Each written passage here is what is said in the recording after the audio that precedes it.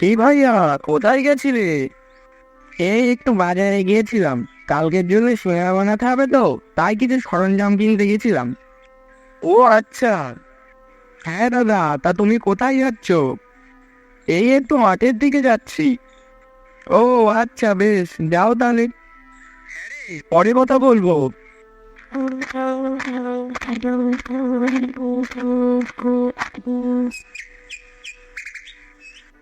এই গো কাকা, গোপালের দোকান এখনো খুললো না যে? হ্যাঁ তাই তো, অত লেট তো করে না। এই জানি, ঠিক সময় হলে আসবে হয়তো। কি বলো তো কাকা, গোপালের সিঙ্গারা না খেলে দিনটা যেন অসম্পূর্ণ লাগে। হ্যাঁ, ঠিকই বলেছিস। কি রে গোপাল, আজ দোকান খুলতে দেরি হয়ে গেল মনে হচ্ছে। আমরা তো তোর কথাই এতক্ষণ ধরে আলোচনা করছিলাম। হ্যাঁ গো দাদা। তা নিয়ে আর বেশি কথা না বাড়িয়ে তাড়াতাড়ি আমাদের সিঙ্গারা দে তো দেখি, খেয়ে বাড়ির দিকে রওনা দিই। আর শোন, বাড়ির জন্য কিন্তু 10টা সিঙ্গারা দিস। হ্যাঁ এই তো দাঁড়াও, দিচ্ছি।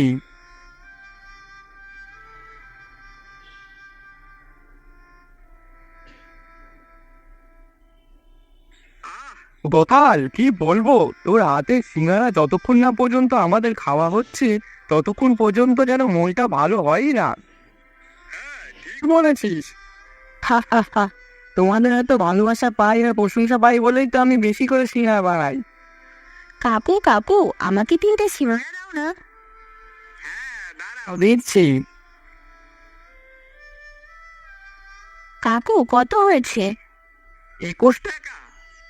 21 টাকা হয়েছে? কিন্তু মা তো আমাকে 20 টাকা দিয়েছে। এইবার না হয় এক কাজ করি, একটা সিঙ্গারা বরং কমই নেই, তাহলে হয়ে যাবে। কি গো, ও রে, কে ভাবছো? ও কাকু, তুমি না একটা সিঙ্গারা নিয়ে নাও। কেন, কি হয়েছে? আমার কাছে তো 20 টাকা আছে, 21 টাকা নেই, ওই জন্য। ও আচ্ছা, সে ঠিক আছে মামুনি, কোনো অসুবিধা নেই, তুমি তাই দাও। কাকু, তুমি খুব ভালো।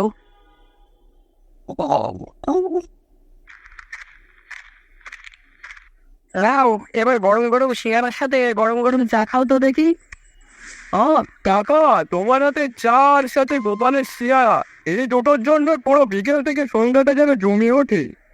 হা হা হা।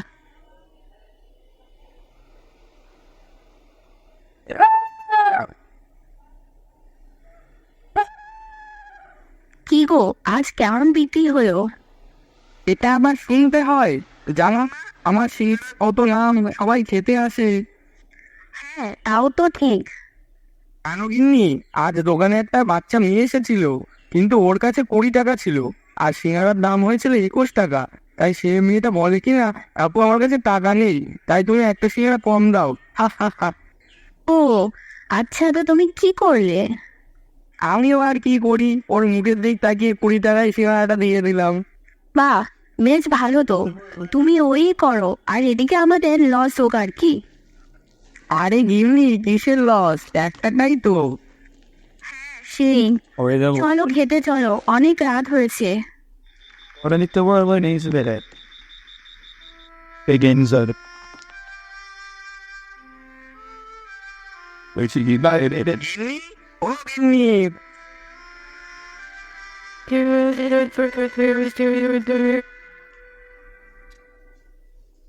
আহ, কি হয়েছে নাকি? বলছি কি, ঘর থেকে আমার বাজারের ব্যাগটা এনে দাও তো।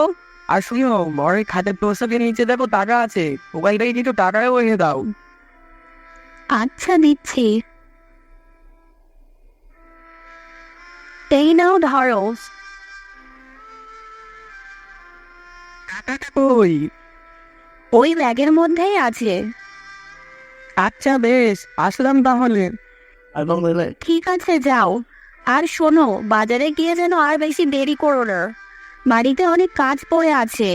আমি একা হাতে কিন্তু সবটা করতে পারবো না, এই বলে দিলাম। আচ্ছা বেশ।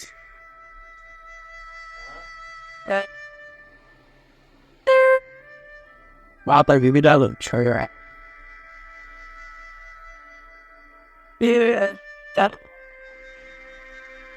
সে কি গো, আলুর দাম এত হলো কবে? এই তো কালকেই নিয়ে গেলাম, ওই তখন তো এত দাম ছিল না।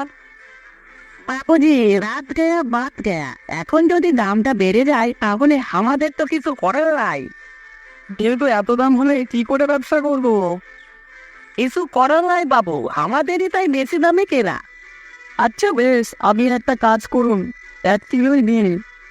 কি বাবু? জানো এলেন, আজ আলুর দাম আকাশ ছোঁয়া। 1 কিলো আলু নাকি 80 টাকা কিলো, আর সাথে মশলার দামও কিছুটা বেড়ে গেছে। ঠিকই গো, এত দাম হলে আমাদের ব্যবসাটা চলবে কি করে? এখানে গেলে কিছুই তো বলতে পারছি না। শুনছি নাকি মাঠেও তেমন সবজি উৎপাদন হচ্ছে না, ওই জন্যই নাকি এত দাম। তাহলে এখন আমাদেরও ব্যবসার জন্য কিছু একটা করতে হবে। একটা কাজ করো, তুমি বরং সিরার দামটা একটু বাড়িয়ে দাও। না তা হয় না, এমনিতেই 7 টাকা পড়েছি, এখন যদি আরো বাড়িয়ে দিই তাহলে লোকে আমার দোকানেই আর আসবে না। তুমি বড় অন্য কিছু ভাবো।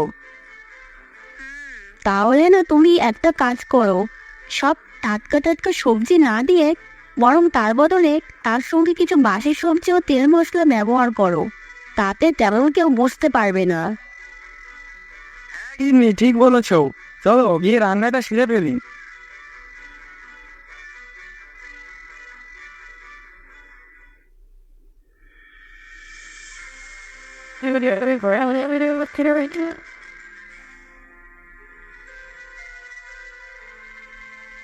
এই সিঙ্গারায় আলুর গন্ধটাই তো নেই। তেলের গন্ধে মনে হচ্ছে গত সপ্তাহের তেল। আরে দাদা, আজ একটু তাড়াহুড়োতেই বানানো হয়েছে, ওই জন্যই মনে হয় অমন লাগছে।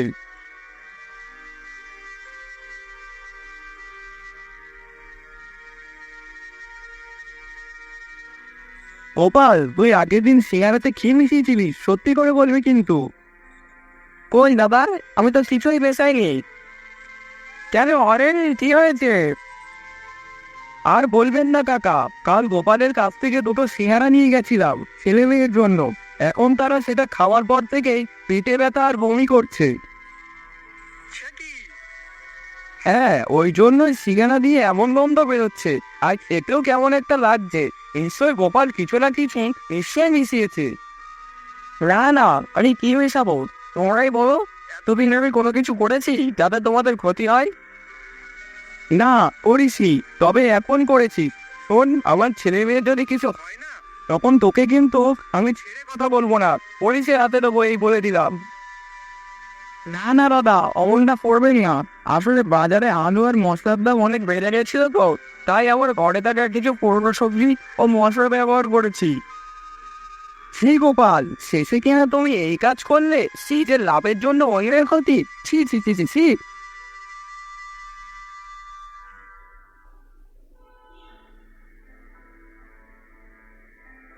আমি শুধু কয়েকটা টাকার লোভে আমার সুনামটা নষ্ট করে ফেললাম।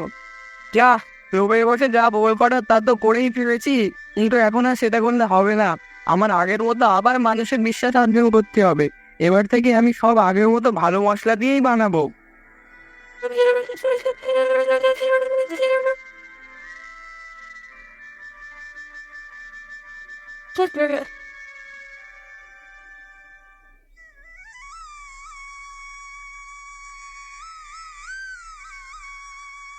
তো সে বড় খাস্তা সিগারের গন্ধ। হ্যাঁ রে, আমিও তো পাচ্ছি।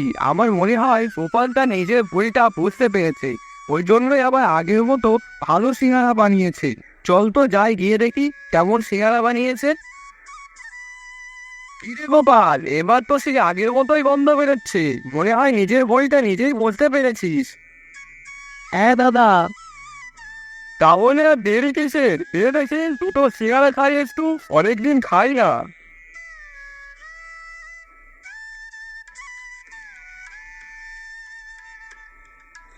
ওদল, বাড়ির জন্য 10টা গরম সিঙ্গারা দিস।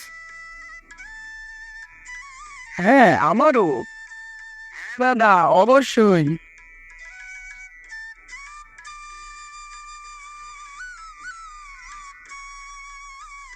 সত্যি ভালো কাজ করলে তার ফল একদিন না একদিন ফেরত আসে।